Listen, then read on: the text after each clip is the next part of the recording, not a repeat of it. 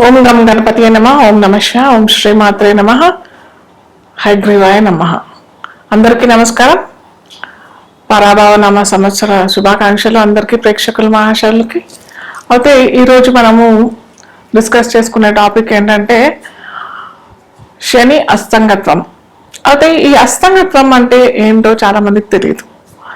అయితే ఏ గ్రహమైనా ఒక రాశిలో 30 డిగ్రీల వ్యాపకత్వంతో ఉంటుందన్నమాట. అది రవైనా సరే, 9 గ్రహాలు, మిగతా గ్రహాలైనా, అష్టగ్రహాలైనా కానీ 30 డిగ్రీల పరిమాణంతో కలిసి ఉంటుంది.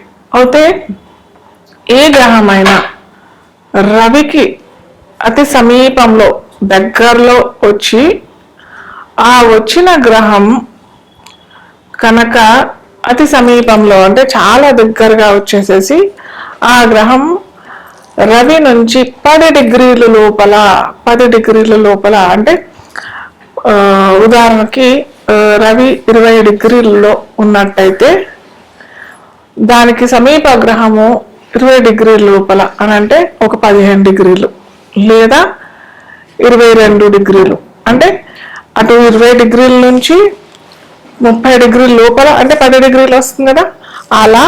అలాగే 10 డిగ్రీల నుంచి 20 డిగ్రీల లోపల ఏదైనా గ్రహం, అంటే ఉదాహరణ తరఫున నేను చెప్తా ఉన్నాను, ఆ గ్రహం కనుక వచ్చినట్టయితే అది అస్తంగత్వం పొందినట్టుగా మనం జ్యోతిష్ శాస్త్రంలో పరిగణిస్తాం.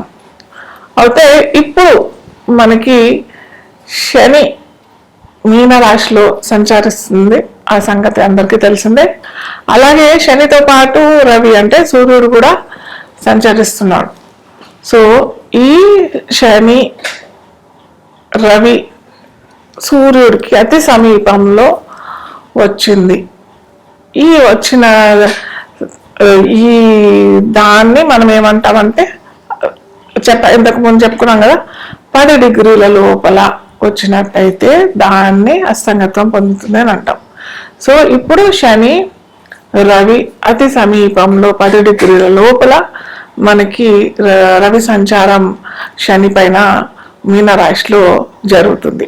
అది ఏ సమయంలో ఉందంటే మార్చి 8వ తారీఖు నుంచి ఏప్రిల్ 22, 2026 దాకా ఈ సంగత్వం, ఈ రవి సంచారం అనేది జరుగుతూ ఉంది. సో దీనివల్ల ఏ రాశుల వారికి ఎలాంటి పరిణామం ఎదుర్కోగలుగుతారు, ఎలాంటి సంఘటనలు ఎదుర్కొంటారో మనము ఒక్కొక్క రాశిగా మనం చూసుకున్నట్టయితే, ముఖ్యంగా ఒక గ్రహం అస్తంగత్వం పొందుతుంది అని అంటే దాని యొక్క కారకత్వాలు, అంటే దాని యొక్క ఫీచర్స్ అన్నీ దెబ్బతింటాయి.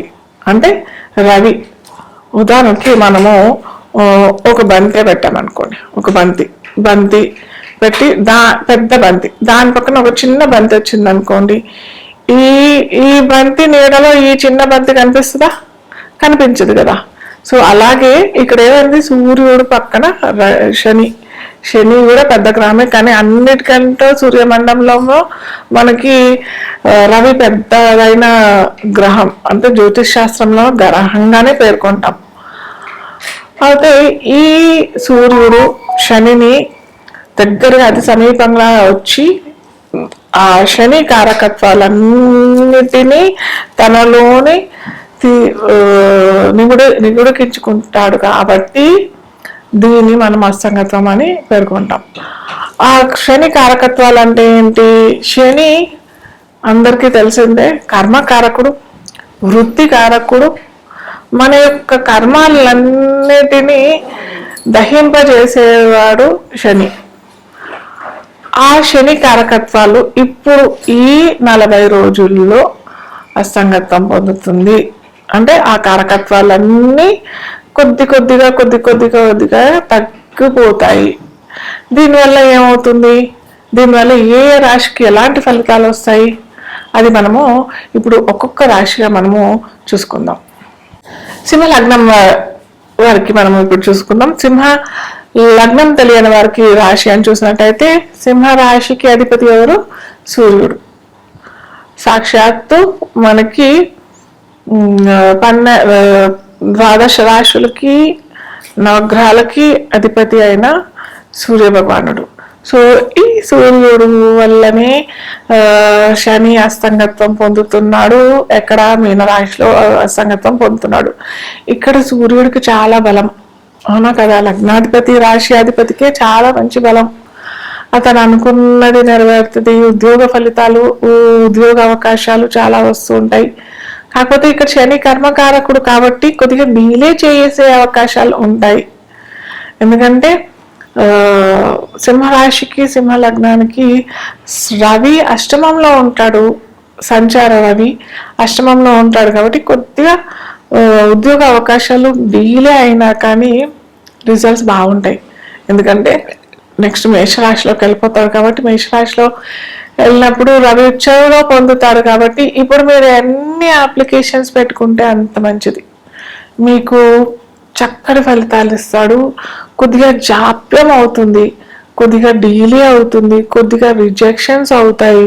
కానీ కంగారు వద్దు, కంగారు పడకండి. ఇది మంచి అవకాశము, మిమ్మల్ని మీరు సరిదిద్దుకునే మంచి అవకాశము. ఎందుకంటే నెక్స్ట్ ఏప్రిల్లో మంచిగా రవి సంచారం జరుగుతుంది. అలాగే మనకి గురువు కూడా లాభంలో ఉన్నాడు కాబట్టి చక్కటి అవకాశాలు, చక్కటి ఫలితాలు వస్తాయి. కానీ కొన్ని రిజెక్షన్స్, కొన్ని ఆబ్స్టకల్స్, కొన్ని అవరోధాలు, కొద్ది అడ్డంకులు ఇవన్నీ జరుగుతాయి. జరిగిన తర్వాత మటుకు ఖచ్చితంగా మంచి ఫలితాలే లభిస్తాయి.